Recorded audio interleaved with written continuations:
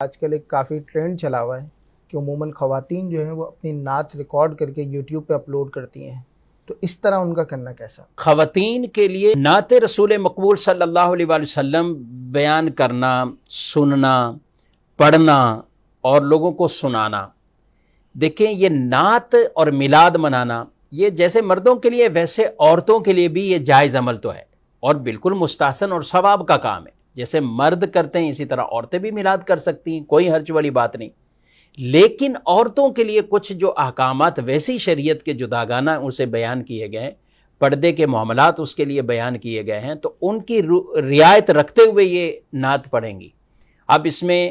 علماء نے واضح طور پہ لکھا کہ عورت کی یہ ترنم والی آواز، طرز والی آواز یہ بالکل پردہ ہے اور چھپانے کی چیز ہے،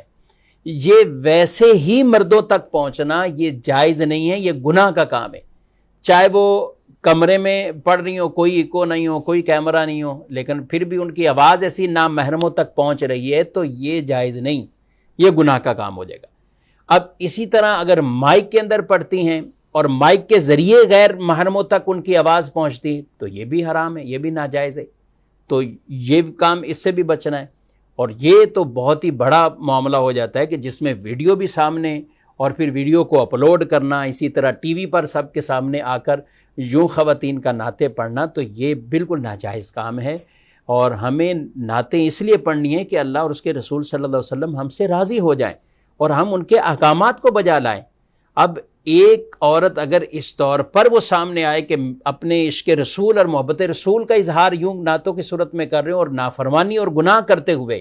علامان الحفیظ، تو لہذا ایسی تمام بہنوں سے اور ایسی تمام خواتین سے یہ لازمی طور پر یہ گزارش ہے کہ آپ اس حکم شریعت کے مطابق ہی نعت خوانی کریں۔ آپ گھروں میں بھی آپ اگر کرتے ہیں، اہتمام کرتے ہیں، ناظرین اکرام، عام طور پر کسی کو بلایا جاتا ہے، اگر خواتین میں محفل ہو رہی ہے تو آپ گھر والے بھی ضرور دیکھیں کہ آپ نے کیا اتنے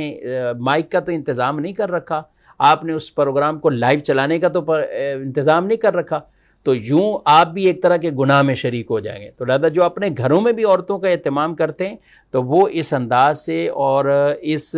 لمٹ کو کراس نہ کریں، یعنی عورت کی یہ آواز غیر محرم مردوں تک نہیں پہنچنی چاہیے، نہ ویڈیو اس طرح نعت کے سامنے آنی چاہیے، اس کا بالکل خیال رکھنا ہے۔